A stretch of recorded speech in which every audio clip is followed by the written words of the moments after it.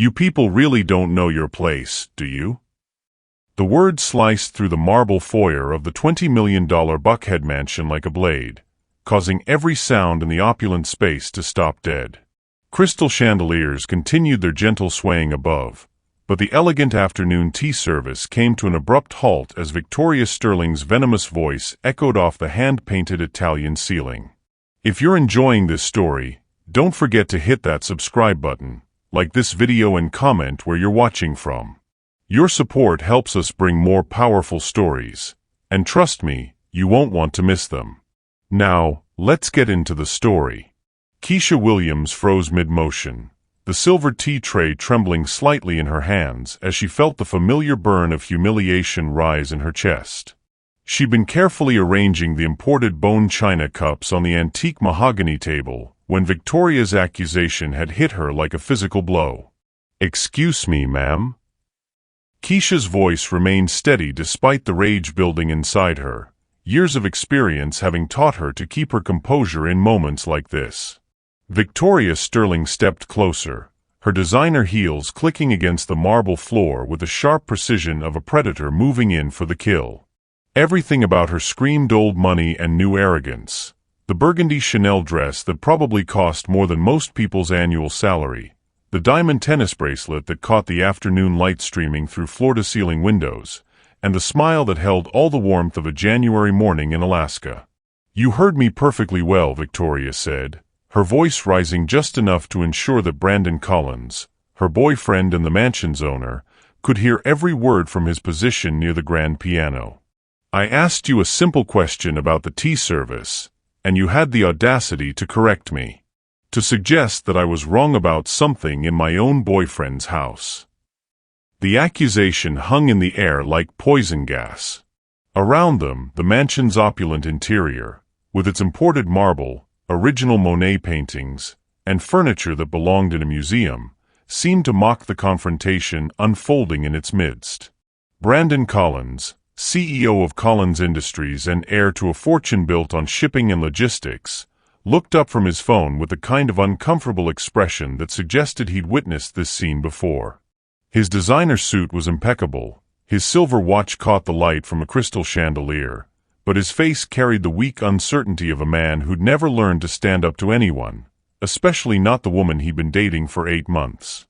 "Victoria, maybe we should," Brandon started, but his girlfriend cut him off with a gesture that made it clear she wasn't finished delivering her lesson.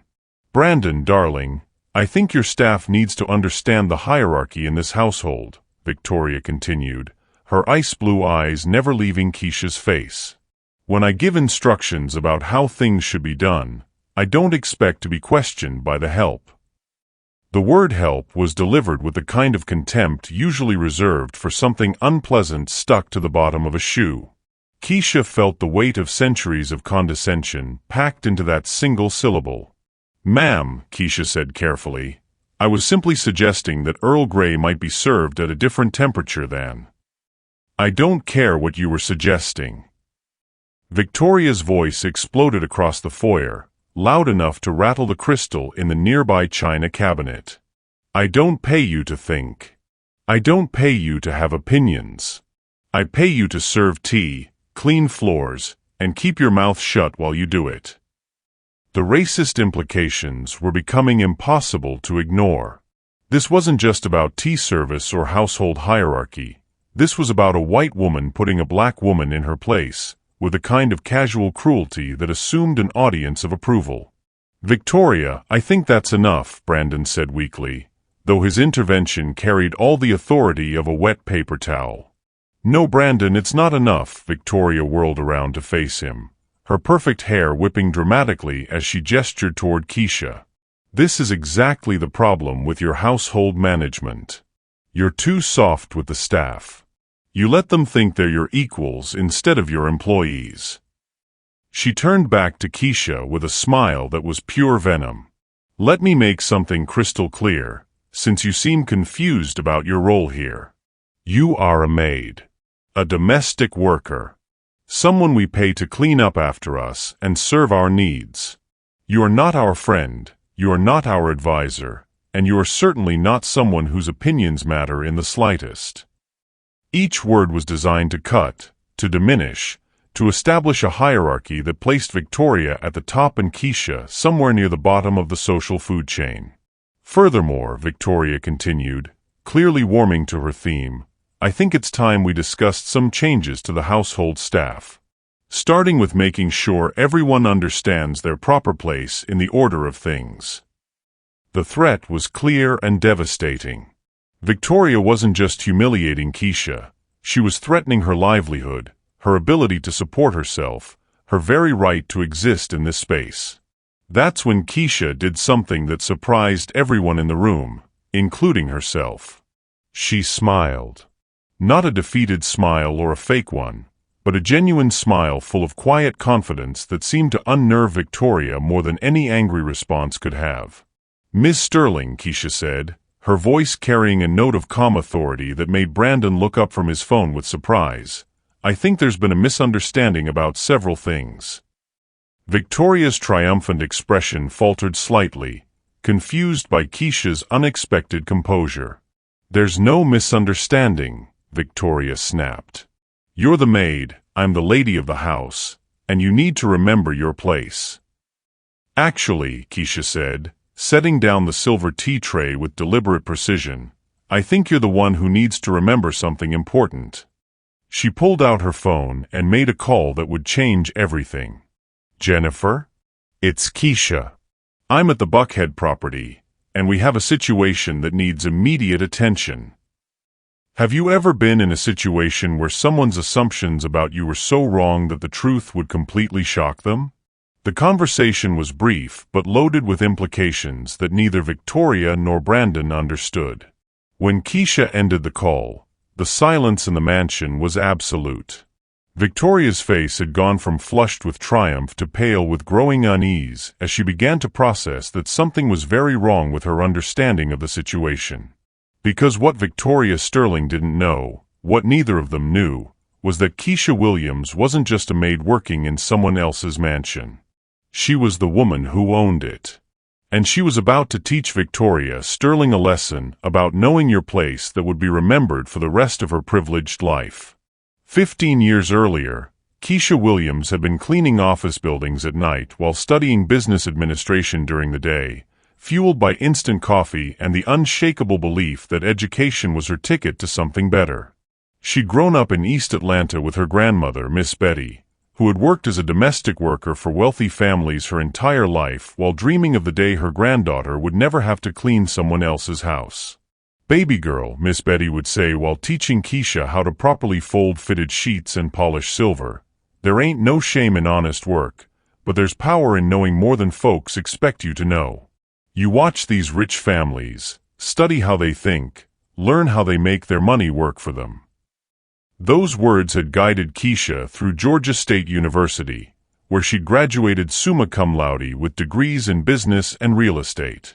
But it was Miss Betty's wisdom about observing wealthy families that had given Keisha her real education, an insider's understanding of how old money operated, how new money behaved, and where the vulnerabilities in both systems could be found. The breakthrough had come during her senior year, when Keisha had noticed that several of the office buildings she cleaned at night were being sold below market value due to maintenance issues that seemed easily fixable. While other investors saw problems, Keisha saw opportunities. Using every penny she'd saved from her cleaning jobs, plus a small business loan that required her grandmother's house as collateral, Keisha had purchased her first property, a rundown office building in downtown Atlanta that needed $50,000 in renovations but was worth $300,000 once properly maintained. The transformation had taken 6 months of 18-hour days, with Keisha doing much of the renovation work herself while learning plumbing, electrical work, and building management from YouTube videos and community college night classes. When she'd finished, the building was not only profitable but beautiful, a testament to what was possible when someone combined vision with determination. But Keisha had learned something more valuable than real estate principles during that first renovation. Wealthy people rarely paid attention to the workers around them. Contractors, maintenance staff, cleaning crews, they were invisible to the people who owned the buildings, which meant they had access to information that could be incredibly valuable to someone who knew how to use it. Over the next decade, Keisha had built Williams Property Group into one of the most successful real estate development companies in the Southeast. She owned office buildings, residential complexes, shopping centers, and luxury homes across 3 states, with a portfolio worth over $400 million. But what made Keisha's business model unique wasn't just her eye for undervalued properties. It was her strategy of maintaining total anonymity while conducting business through shell companies, holding corporations, and carefully constructed legal structures that kept her name out of public records. To the outside world, Williams Property Group was just another faceless investment firm. Property managers, contractors, and even tenants had no idea that the company was owned by a young black woman who had started with nothing more than a cleaning cart and a dream. The Buckhead mansion where she'd just been humiliated was one of her crown jewels, a $20 million estate that she'd purchased 2 years earlier and renovated into a showcase of luxury and elegance. But instead of living in it herself, Keisha had made a decision that served both her business interests and her desire to understand how wealth really operated. She decided to rent the mansion to wealthy executives while working in it as part of the domestic staff. The arrangement served multiple purposes. As the owner, she could ensure the property was perfectly maintained. As a worker, she could observe her tenants up close, learning about their business dealings, their weaknesses, and their character. And as someone who was essentially invisible to people like Brandon Collins and Victoria Sterling, she could gather information that might be useful for future business opportunities. Brandon Collins had been the perfect tenant, successful enough to afford the rent, arrogant enough to never question the household arrangements, and foolish enough to bring dates who treated the staff badly without realizing they were insulting the person who controlled their living situation. For 8 months, Keisha had watched Brandon's relationship with Victoria Sterling with growing disgust. Victoria was everything Keisha despised about inherited privilege: cruel to service workers, dismissive of anyone she considered beneath her social status, and completely ignorant about the sources of her own comfort and security. But what made Victoria's behavior even more infuriating was Brandon's complete passivity in the face of her cruelty. He'd watch his girlfriend humiliate housekeepers, berate catering staff, and treat delivery personnel like they were subhuman, and he'd never said a word of protest. Today's confrontation had been the final straw. Victoria's racist tirade about knowing your place and these people wasn't just personally insulting. It was a perfect example of the kind of systemic disrespect that Keisha had been fighting her entire career. The irony was exquisite. Victoria Sterling, who had inherited her money from a family trust fund and never worked a day in her life, was lecturing Keisha Williams, who had built a real estate empire from nothing, about understanding social hierarchies. But what made the situation even more delicious was that Victoria had no idea she was about to discover exactly how those hierarchies actually worked. When you have the power to reveal someone's ignorance about your true position, how do you decide between education and justice? The phone call Keisha had just made wasn't to a supervisor or employment agency. It was to Jennifer Martinez, the property manager who handled the mansion's rental agreements, security deposits, and lease violations. Victoria Sterling had just violated the mansion's rental agreement in multiple ways: harassment of staff, creation of a hostile work environment, and behavior that reflected poorly on the property's reputation. But more importantly, she'd revealed the kind of character that Keisha had no intention of tolerating in one of her properties.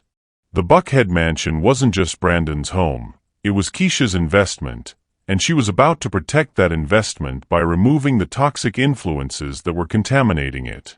What Victoria didn't understand was that in about 10 minutes, when Jennifer arrived with the lease termination documents, she was going to learn that the maid she'd just humiliated was actually her landlord. And Keisha Williams was about to evict both of them from her own property. The first escalation came when Victoria Sterling decided that one racist tirade wasn't enough.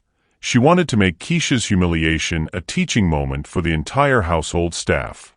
Maria, Carlos, Victoria's voice echoed through the mansion's marble corridors as she summoned the other domestic workers. "I need everyone in the main foyer immediately." Within minutes, the mansion's small staff had assembled with a nervous energy of people who sensed they were about to witness something unpleasant. Maria, the housekeeper who'd been working for the Collins family for 3 years, exchanged worried glances with Carlos, the groundskeeper whose quiet dignity had made him a favorite among previous tenants. "Ladies and gentlemen," Victoria announced, positioning herself in the center of the foyer like a general addressing troops, "I think we need to have a conversation about proper behavior and appropriate boundaries in this household." Her voice carried the practiced authority of someone who'd spent her life giving orders to people she considered beneath her notice, but today it was being used as a weapon against people who couldn't fight back. "It seems," Victoria continued, her ice-blue eyes scanning the assembled staff before settling on Keisha, "that some of you have forgotten the difference between being an employee and being a family member." The implication was clear and deliberately insulting. In Victoria's worldview, domestic workers who offered opinions or showed expertise were overstepping boundaries that should never be crossed. "When I give instructions about how things should be done in this house," Victoria's voice rose to ensure that Brandon, who was still hovering near the piano, could hear every word, "I expect immediate compliance. Not questions, not suggestions, and certainly not corrections from people who are paid to follow orders, not give them." Maria shifted uncomfortably, recognizing the kind of speech that usually preceded staff terminations. Carlos kept his eyes focused on the marble floor, understanding that any reaction could make him a target. But Keisha did something that surprised everyone in the room. She stepped forward. "Ms. Sterling," Keisha said, her voice carrying a calm authority that made Victoria's eyes narrow with irritation, "I think you should be careful about the precedent you're setting here." Victoria's mouth fell open slightly, clearly shocked that her target was refusing to be cowed by the public humiliation. "Precedent?" Victoria's laugh was sharp and dismissive. "The only precedent I'm setting is making sure my household runs efficiently and that everyone understands their role in maintaining that efficiency." "Your household," Keisha repeated quietly, her eyebrows rising slightly. "That's interesting phrasing." The subtle challenge in her voice made Brandon look up from his phone with confusion. Something about Keisha's tone suggested she knew something that the rest of them didn't. "Yes, my household," Victoria snapped, her composure beginning to crack as she sensed that her authority was being questioned.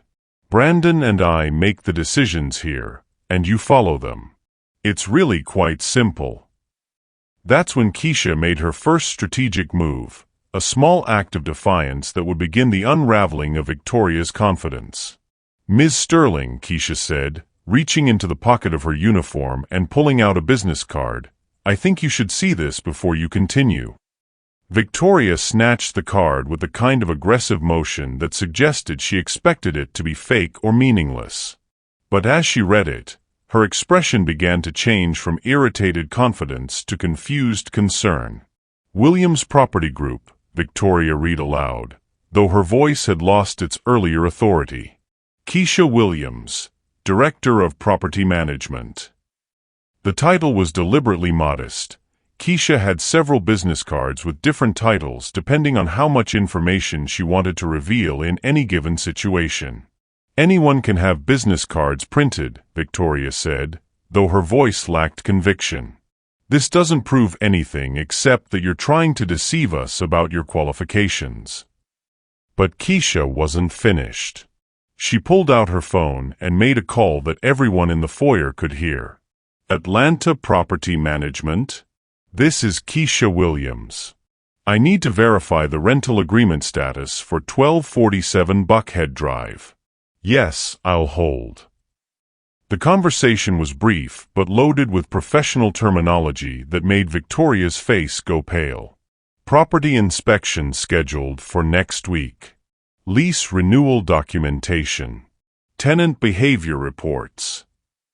When Keisha ended the call, the silence in the foyer was deafening. "Ms. Sterling," Keisha said, her voice taking on the tone of someone who was about to deliver devastating news. "I think there's been a fundamental misunderstanding about the nature of my employment here." Victoria's face was cycling through several shades of confusion and growing panic. "What are you talking about?" Victoria demanded, though her voice was shaking now. "I'm talking about the fact that this isn't your household," Keisha replied calmly. "This is a rental property owned by Williams Property Group. Brandon is a tenant, you're his guest, and I'm here in a property management capacity." The implications hit the room like a bomb.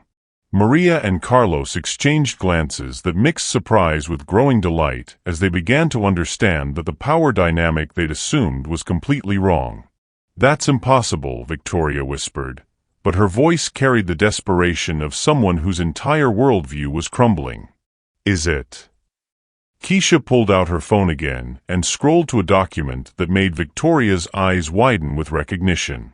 "This is the rental agreement for this property. You might notice that it includes specific clauses about tenant behavior, treatment of staff, and grounds for lease termination." Brandon was staring at Keisha with dawning horror, finally beginning to understand that the woman he'd been treating as hired help was actually someone with significant authority over his living situation. "Ms. Sterling," Keisha continued, her voice growing stronger with each word, "you've spent the last 30 minutes demonstrating exactly the kind of behavior that violates Section 12 of the rental agreement: harassment of property management personnel and creation of hostile work environment." Victoria was now visibly shaking as she processed the implications of what Keisha was telling her. "But you're wearing a uniform," Victoria said weakly, grasping at the last straws of her shattered assumptions. "You were serving tea. You were acting like—" "Like what, Ms. Sterling?" Keisha asked, her voice carrying a note of steel. "Like someone who takes pride in understanding every aspect of property management? Like someone who believes that the best way to ensure quality service is to provide it personally. When someone's assumptions about your role are so wrong that they've been insulting their own landlord, how do you balance justice with mercy?" The transformation in the room was palpable. Maria and Carlos were no longer looking at the floor. They were watching Victoria Sterling's public humiliation with the kind of satisfaction that comes from seeing a bully get their comeuppance. But Keisha wasn't finished delivering her lesson about assumptions and hierarchies. "Ms. Sterling," she said, walking closer to the woman who had spent an hour trying to put her in her place, "I want you to understand something very important about knowing your place." Victoria looked up at her with tears forming in her eyes, finally understanding that she had made a catastrophic mistake. "Your place in this house is as a guest. My place is as the person who decides whether you're welcome to stay." The power reversal was complete and devastating. In the span of 10 minutes, Victoria had gone from queen of the manor to unwelcome visitor, while Keisha had transformed from servant to sovereign. And they were about to discover that this was just the beginning of Victoria Sterling's education about the real hierarchy of power and wealth. The moment that would seal Victoria Sterling's fate came when she decided that accepting Keisha's authority was impossible, even if it meant destroying herself in the process. "This is ridiculous." Victoria's voice cracked as she whirled around to face Brandon, desperation replacing the confidence she'd carried just minutes earlier. "Brandon, you can't seriously believe this charade. She's obviously lying about everything." Brandon Collins stood frozen by his grand piano, his expensive suit rumpled from nervous fidgeting as he tried to process information that challenged everything he thought he knew about his living situation.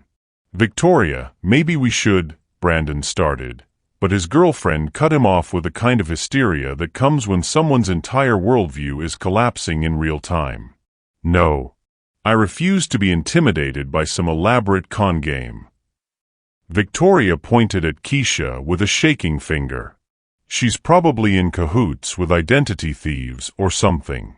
People create fake property management companies all the time to scam wealthy homeowners." The accusation was both desperate and racist, suggesting that Keisha's professional credentials must be fraudulent simply because Victoria couldn't accept that a black woman could have authority over her. That's when the first twist occurred, one that would begin the complete destruction of Victoria's credibility and social standing. The mansion's front door opened, and Jennifer Martinez, the actual property manager for Williams Property Group, entered with a kind of urgent energy that suggested she'd broken several traffic laws getting there. Jennifer was a sharp-dressed Latina woman in her 40s, whose no-nonsense demeanor and thick folder of documents immediately commanded attention. She approached the group in the foyer with the practiced efficiency of someone who'd dealt with difficult tenants before. "Ms. Williams," Jennifer said, addressing Keisha with obvious respect, "I came as soon as I got your call. Do we have a lease violation situation that needs immediate attention?" The formal address hit the assembled group like a thunderbolt. Here was an outside professional confirming Keisha's authority in terms that couldn't be dismissed as elaborate deception. Victoria's face went white as she watched Jennifer treat Keisha with a deference due to an employer, not an employee. "Yes, Jennifer," Keisha replied, her voice carrying the calm authority of someone who'd been in command all along. "We have a tenant guest who's been creating a hostile work environment and violating multiple clauses of the rental agreement." Jennifer nodded and pulled out a tablet, apparently prepared to document whatever violations had occurred. "Brandon," Keisha continued, turning to face the man who'd been living in her property for 8 months, "I think it's time we discuss the terms of your lease and whether you're in compliance with them." Brandon's face flushed red as he realized that his comfortable lifestyle was suddenly in jeopardy. "Keisha, I had no idea. I mean, if I'd known you were." "If you'd known I was what, Brandon?" Keisha asked, her voice carrying a note of steel. "If you'd known I was the owner of this property? If you'd known I was your landlord? Would that have changed how you allowed your guests to treat the people working here?" The question hung in the air like an indictment. Brandon had watched Victoria abuse household staff for months without intervention, and now he was discovering that his passive complicity had been witnessed by the person who controlled his housing. But Victoria, faced with the complete collapse of her narrative, made the kind of desperate play that would ensure her own destruction. "I don't care who you claim to be." Victoria screamed, her voice echoing off the mansion's marble walls. "I don't care what fake documents you show or what accomplices you bring in to support your lies. You are not the owner of this house." She gestured wildly around the opulent foyer. "Look at this place. Look at the art, the furniture, the level of luxury. Do you really think anyone would believe that someone like you could afford something like this? The racist implications of someone like you weren't lost on anyone present." Victoria was essentially arguing that black success was so unlikely as to be unbelievable. That's when the second twist occurred, one that would transform Victoria's humiliation from embarrassing to catastrophic. Keisha pulled out her phone and made a call that would prove her ownership beyond any possible doubt. "Atlanta Police Department? This is Keisha Williams, owner of 1247 Buckhead Drive. I have a trespassing situation that requires immediate attention. Yes, I have documentation of ownership. No, the individuals refused to leave voluntarily."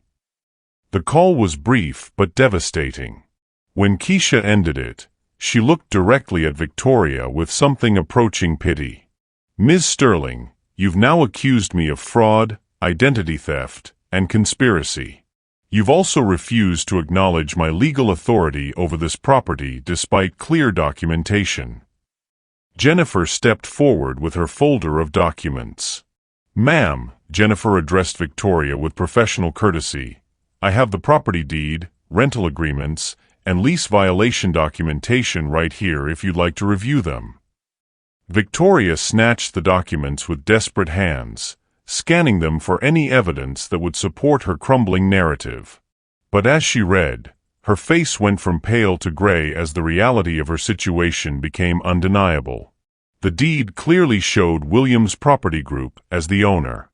The rental agreement clearly showed Brandon Collins as the tenant, and the lease violation report clearly documented her behavior over the past several months. "This can't be real," Victoria whispered, but her voice carried the hollow desperation of someone who knew she'd been completely outmaneuvered. But the most devastating revelation was yet to come. Keisha walked over to the mansion's main wall and pressed a button that caused a large painting to slide aside, revealing a hidden safe. From the safe, she extracted a folder that made Victoria's remaining defiance evaporate completely. "Ms. Sterling," Keisha said, opening the folder to reveal photographs, documents, and recorded statements, "I want you to know that your behavior here hasn't gone unnoticed or undocumented." The folder contained evidence of every racist comment, every cruel interaction with staff, and every moment of harassment that Victoria had inflicted during her 8 months as Brandon's guest. "Security cameras throughout the property," Keisha explained calmly. "Audio recording systems in common areas, and detailed reports from every staff member who's had to endure your treatment."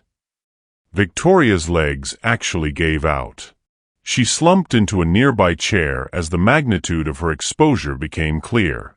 "Furthermore," Keisha continued, "this documentation has been shared with several members of Atlanta's social community who know you and your family, including the board of directors for the charity organizations where you serve." The implication was clear. Victoria's racist behavior wasn't just going to cost her Brandon's relationship, it was going to destroy her social standing throughout Atlanta's elite circles. But Keisha had one final twist that would complete Victoria's understanding of exactly how thoroughly she'd been outplayed. "Ms. Sterling," Keisha said, pulling out one more document that made Victoria's eyes widen with horror, "I think you should know that Williams Property Group doesn't just own this mansion."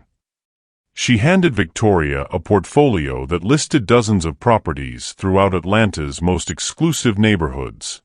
"We own the building where your yoga studio is located. We own the shopping center where your favorite boutiques operate. We own the office building where your father's law firm has their practice." When someone discovers that the person they've been discriminating against actually controls multiple aspects of their life, how does it change the power dynamic? The revelation was devastating. Victoria hadn't just insulted a random domestic worker. She'd attacked the person who controlled significant portions of her family's business and social infrastructure. As police sirens could be heard approaching the mansion, Victoria Sterling realized that her attempt to put Keisha Williams in her place had instead revealed her own complete ignorance about where real power actually resided. And she was about to discover that Keisha's revenge would extend far beyond simple eviction from a rental property. The emotional breakthrough that would transform the entire confrontation came from an unexpected source. Carlos, the quiet groundskeeper who had been silently witnessing the drama unfold while remembering his own painful history with Victoria Sterling. "Ms. Keisha," Carlos said, his accented English carrying a weight of emotion that made everyone in the foyer turn to look at him. "There is something I must tell you about this woman." Victoria's face went white as Carlos stepped forward, his usual deference replaced by the quiet dignity of someone who had finally found the courage to speak truth to power. "Carlos, don't you dare," Victoria started, but Keisha held up a hand to silence her. "Let him speak," Keisha said, her voice carrying the authority of someone who understood that justice required hearing all voices, not just the loudest ones. Carlos looked directly at Victoria, his eyes reflecting years of suppressed pain and humiliation. "3 months ago," Carlos began, his voice growing stronger with each word, "my daughter Maria Elena came to visit me here. She is 22 years old, studying engineering at Georgia Tech, first in our family to go to university." The pride in his voice was unmistakable, but it was tinged with something darker. "This woman," Carlos gestured toward Victoria, "she saw my daughter in the garden with me, and she assumed Maria Elena was applying for housekeeping job." Victoria's face flushed red as she realized her past behavior was being exposed in front of witnesses. "She told my daughter that the position was already filled, that they don't hire people like her for household positions because they need workers who can blend in with the decor.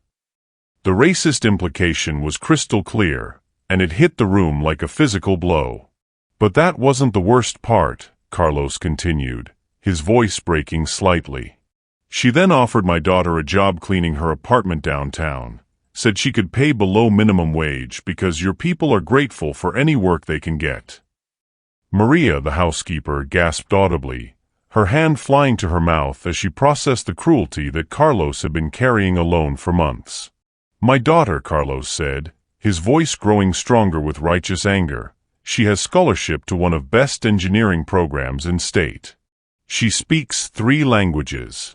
She tutors other students in advanced mathematics. But this woman looked at her and saw only cleaning lady. Keisha felt tears forming in her eyes as she understood the full scope of Victoria's systematic cruelty. This wasn't just about today's confrontation. It was about a pattern of dehumanizing behavior that had been devastating people for months. Carlos, Keisha said gently, why didn't you report this to me sooner? Carlos looked down at his hands, his voice heavy with the shame that comes from feeling powerless. I was afraid, he admitted. Afraid to lose my job, afraid they wouldn't believe me, afraid it would make things worse for my family. The honesty in his confession cut through all the abstract discussions about racism and discrimination to reveal the human cost of Victoria's behavior. That's when Maria stepped forward, her own courage inspired by Carlos's bravery.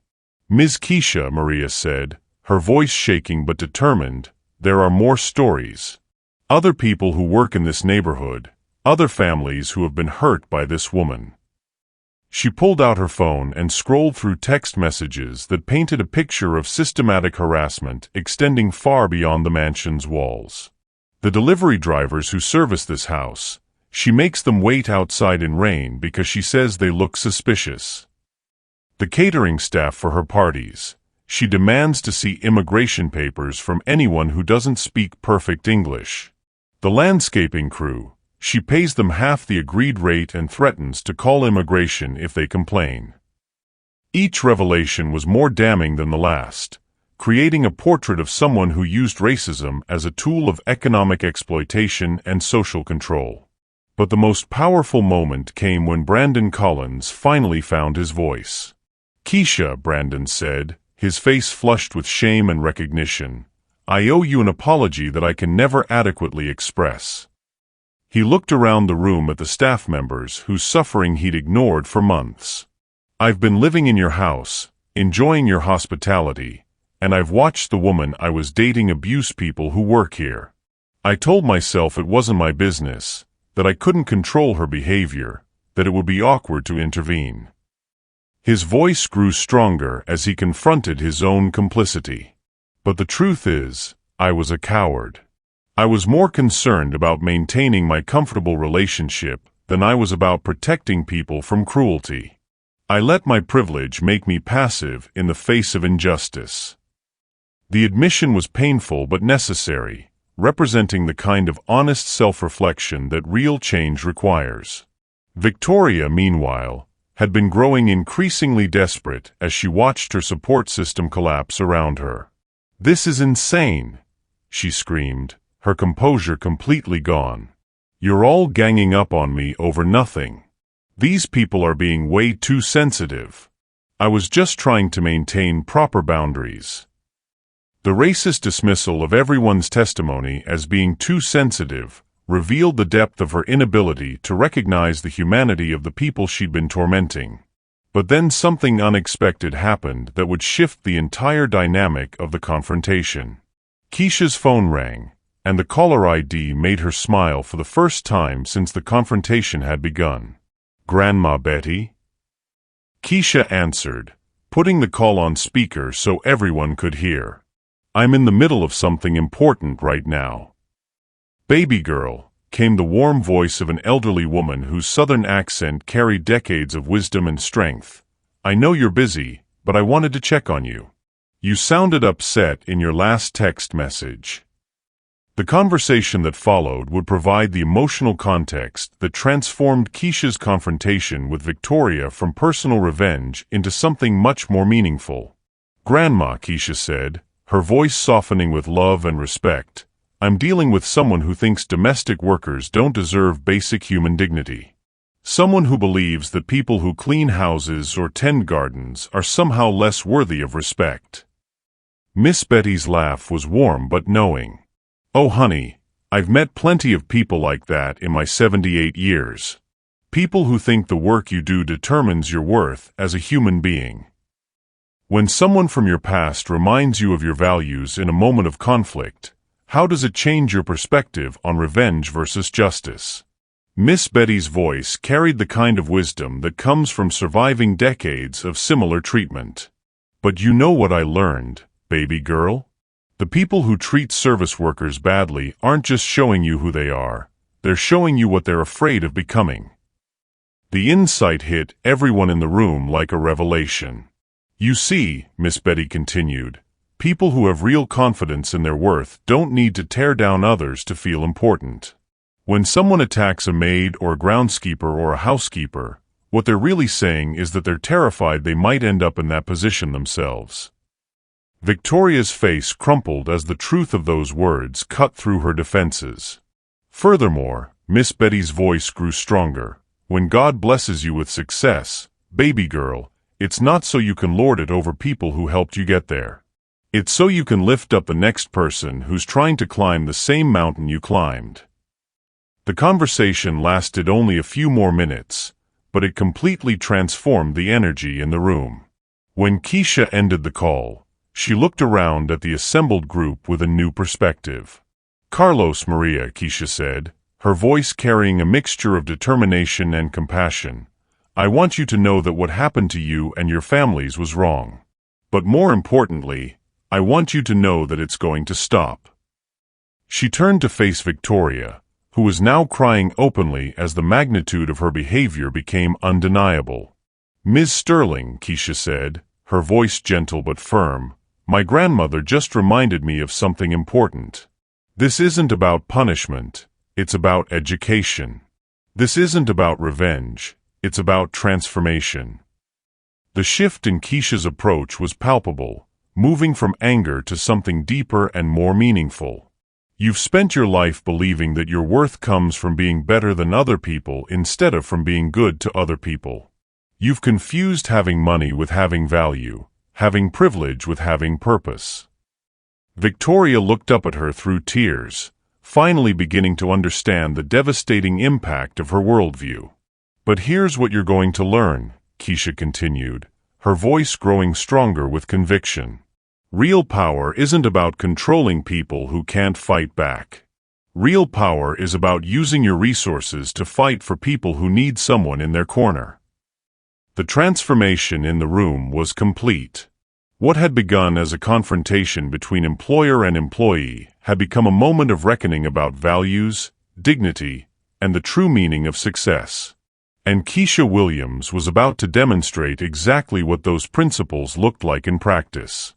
The showdown that would expose the full extent of Keisha's power began when 2 Atlanta police officers arrived at the mansion, followed immediately by news vans that had been monitoring police scanners and recognized the prestigious Buckhead address. "Officers, thank you for coming," Keisha said, greeting the police with the calm authority of someone who dealt with law enforcement as a business owner rather than a suspect. "I'm Keisha Williams, owner of this property, and I have a trespassing situation that needs to be resolved." The lead officer, Sergeant Rodriguez, looked around the opulent mansion with obvious confusion. The scene didn't match typical trespassing calls. Well-dressed people in an expensive home weren't usually what officers expected to find. "Ma'am," Sergeant Rodriguez said respectfully, "can you explain the nature of the trespassing complaint?" Before Keisha could respond, Victoria Sterling made the fatal mistake of trying to regain control of the narrative. "Officers, this woman is lying." Victoria shrieked, pointing at Keisha with desperate hysteria. "She's some kind of con artist who's been impersonating the domestic staff. She's probably here to rob the place." The racist assumptions in Victoria's accusations were so blatant that both officers exchanged uncomfortable glances. "Ma'am," Sergeant Rodriguez addressed Victoria with professional neutrality, "do you have documentation showing your legal right to be on this property?" "I don't need documentation," Victoria replied haughtily. "My boyfriend is the tenant here. Brandon, tell them." All eyes turned to Brandon Collins, who looked like a man being asked to choose between his girlfriend and his housing. The conflict was written across his face as he realized that supporting Victoria might cost him his comfortable lifestyle. "Officers," Brandon said weakly, "Victoria is my guest, but I'm learning that there may be some complications with her continued presence here." That's when Keisha delivered the first devastating blow that would expose the true scope of her power. "Sergeant Rodriguez," Keisha said, pulling out a thick folder from her briefcase, "I'd like to show you the property ownership documents, rental agreements, and lease violation reports that document the situation." She handed the officer documents that made his eyebrows rise with surprise as he scanned the legal language and financial details. "Ma'am," Sergeant Rodriguez said to Keisha, "these documents show that you own not just this property but—" He paused, clearly processing the scope of what he was reading. "Williams Property Group owns 17 properties in this neighborhood alone." 23, actually, Keisha corrected with a slight smile. "We just acquired 3 more buildings last week." The revelation sent shockwaves through the assembled crowd. Jennifer Martinez nodded approvingly, proud to work for someone whose success was even greater than she'd realized. But Victoria Sterling looked like she'd been struck by lightning. "That's impossible," Victoria whispered, her voice barely audible as the implications crashed over her. "Is it?" Keisha asked, pulling out her phone to make a call that would complete Victoria's understanding of exactly who she'd been attacking. "Mayor Thompson's office? This is Keisha Williams. I need to speak with the mayor about the affordable housing initiative we discussed." "Yes, I'll hold." The call connected immediately, and Keisha put it on speaker so everyone could hear. "Keisha." Perfect timing, came the warm voice of Atlanta's mayor.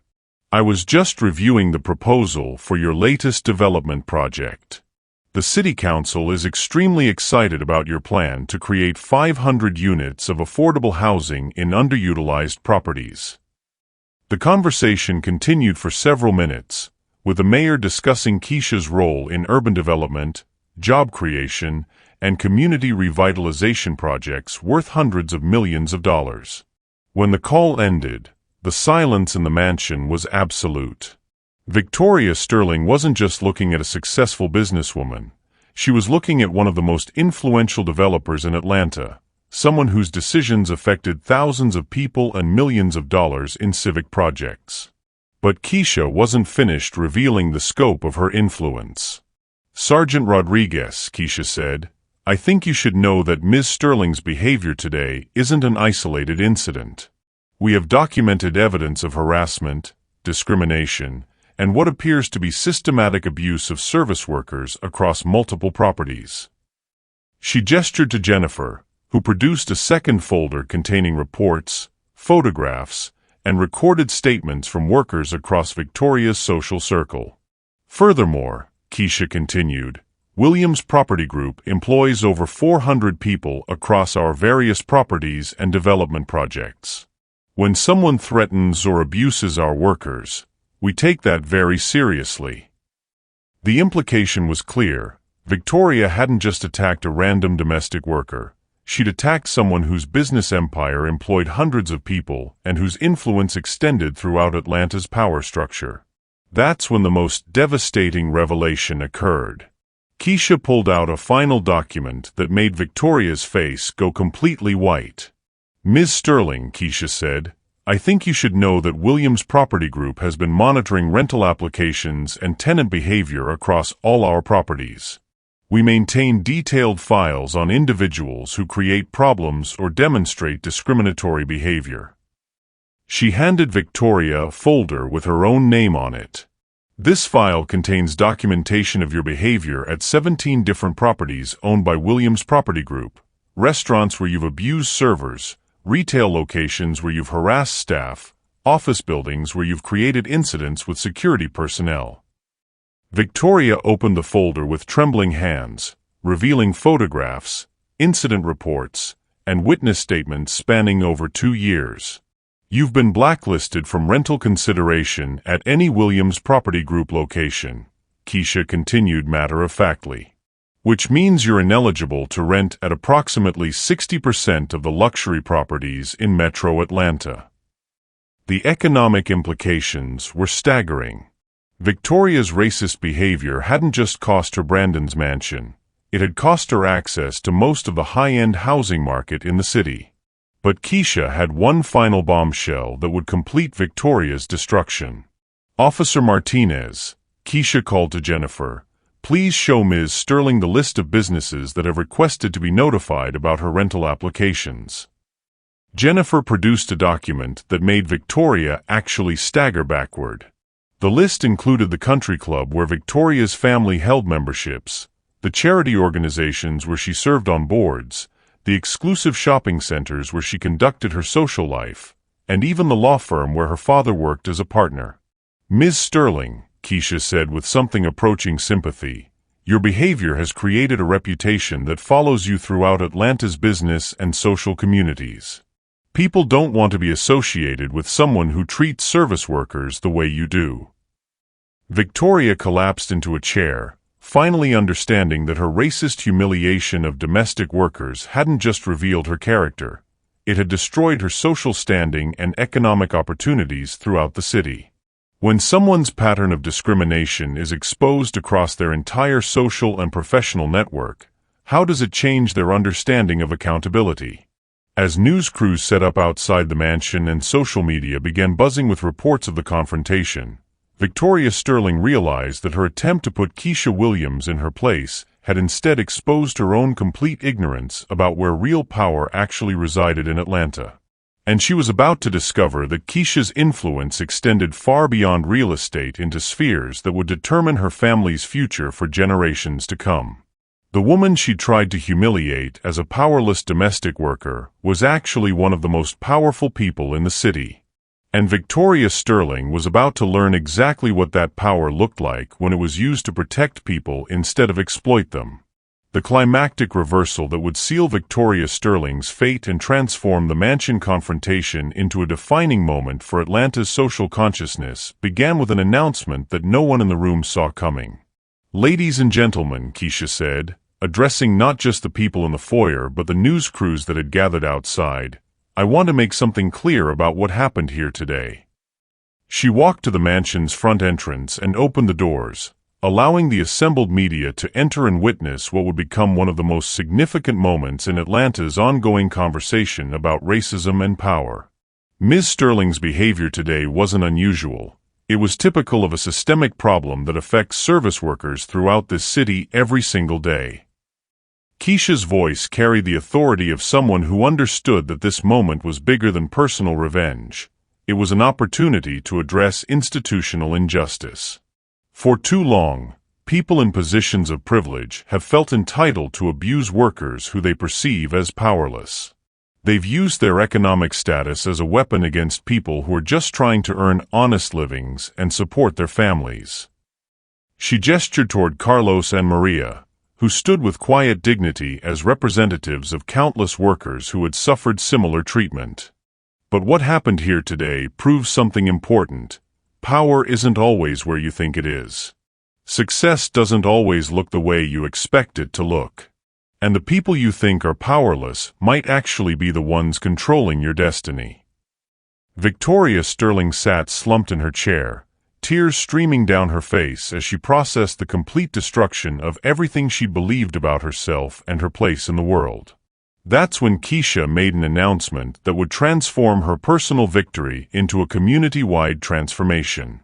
Effective immediately, Keisha declared, Williams Property Group is establishing the Dignity at Work Initiative, a comprehensive program to protect service workers from harassment and discrimination across all our properties. She pulled out a document that outlined a revolutionary approach to workplace protection. Any tenant, guest, or visitor who engages in discriminatory behavior towards service workers will face immediate lease termination, business contract cancellation, and inclusion on a shared database that will prevent them from accessing services at participating businesses throughout the metro area. The implications were staggering. Keisha wasn't just protecting her own workers. She was creating a network of protection that would extend across hundreds of businesses and thousands of workers throughout Atlanta. Furthermore, Keisha continued, we're establishing a $10 million fund to provide legal representation, financial support, and career development opportunities for service workers who have experienced discrimination or harassment. The announcement sent shockwaves through the assembled crowd and the watching media. This wasn't just about one racist woman's comeuppance. This was about systemic change backed by serious financial commitment. But the most powerful moment was yet to come. Keisha walked over to Victoria Sterling and knelt down beside her chair, speaking in a voice that was firm but not cruel. Ms. Sterling, Keisha said, I want you to understand something important about the choice you have right now. Victoria looked up through her tears, finally ready to listen instead of argue. You can continue to be the kind of person who uses privilege as a weapon against people who can't fight back. You can keep believing that your worth comes from being superior to others instead of being useful to others. Keisha's voice grew gentler but more insistent. Or you can choose to learn from this experience. You can choose to understand that every person who serves you food, cleans your office, or maintains your neighborhood is someone's parent, someone's child, someone with dreams and dignity that deserve respect. The choice was clear and uncompromising. If you choose the first path, Keisha continued, you'll discover that your behavior has consequences that extend far beyond personal embarrassment. You'll find that a reputation for cruelty follows you everywhere in a city where people talk to each other. She gestured toward the news crews and social media coverage that was already spreading the story across multiple platforms. But if you choose the second path, if you genuinely commit to becoming a better person, then this can be the beginning of your transformation instead of the end of your relevance. The offer of redemption was genuine but conditional. It required Victoria to acknowledge her wrongs and commit to meaningful change. Victoria Sterling looked around the room at the faces watching her. Carlos and Maria, whose pain she'd caused, Brandon, whose respect she'd lost, the police officers, whose reports would follow her, and the media representatives, whose coverage would define her public image. Victoria's voice cracked as she struggled to find words adequate to the magnitude of her mistakes. I don't know how to undo what I've done. I don't know how to apologize for believing things that I can see now were wrong. The admission was painful but necessary, the first step toward genuine accountability. Ms. Sterling, Carlos said, stepping forward with the grace of someone who understood forgiveness better than revenge. My daughter, she always tells me that people can change if they really want to. But they have to want to change for the right reasons. His words carried the wisdom of someone who had experienced both cruelty and mercy. The right reason isn't because you got caught, Carlos continued. The right reason isn't because it's hurting your reputation. The right reason is because you understand that you've been causing pain to people who didn't deserve it. Maria nodded in agreement, adding her voice to the conversation. Ms. Sterling, if you really want to make this right, you don't need our forgiveness. You need to earn it by becoming someone who protects people instead of hurting them. When someone who has wronged you offers genuine remorse and commits to change, how do you balance justice with the possibility of redemption? 6 months later, the transformation that began in Keisha's mansion had rippled throughout Atlanta's business and social communities. The Dignity at Work initiative had been adopted by over 200 businesses, creating a network of protection that was dramatically reducing workplace harassment and discrimination. Victoria Sterling had quietly left Atlanta to begin working with a nonprofit organization that provided job training and placement services for formerly incarcerated individuals. Her work was genuine but private, focused on service rather than publicity, on helping others rather than rehabilitating her own image. Brandon Collins had used the experience as a wake-up call about his own privilege and passivity. He'd become a major donor to the Dignity at Work initiative and had restructured his own business practices to prioritize worker protection and advancement. The mansion itself had been converted into the Williams Center for Economic Justice, a training facility and resource center for workers' rights advocates, small business owners, and community organizers. But the most meaningful outcome was something that couldn't be measured in dollars or policy changes. Carlos's daughter Maria Elena had graduated from Georgia Tech with highest honors and had accepted a position as a project engineer with Williams Property Group, where she was leading innovative development projects that created both affordable housing and good jobs. Maria, the former housekeeper, had used the education benefits provided by the Dignity at Work initiative to earn her bachelor's degree in business administration and was now managing properties for Williams Property Group with the authority to hire and fire personnel based on their treatment of workers. And Keisha Williams had proven something that resonated far beyond Atlanta's city limits, that the most powerful response to discrimination isn't anger or revenge, it's building systems that make discrimination impossible to sustain. The maid who had been told to know her place had instead transformed what it meant to have a place in Atlanta's economic and social hierarchy. Because sometimes the greatest revolution isn't about tearing down the existing system. Sometimes it's about building something so much better that the old system becomes irrelevant. And sometimes, just sometimes, the person you think has the least power is actually the one who's been quietly changing the world. Thank you for watching this story to the end.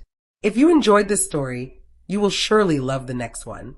It's as crazier and more intriguing as you can ever imagine. So do check it out. Click on the image showing on your screen right now to watch the next one.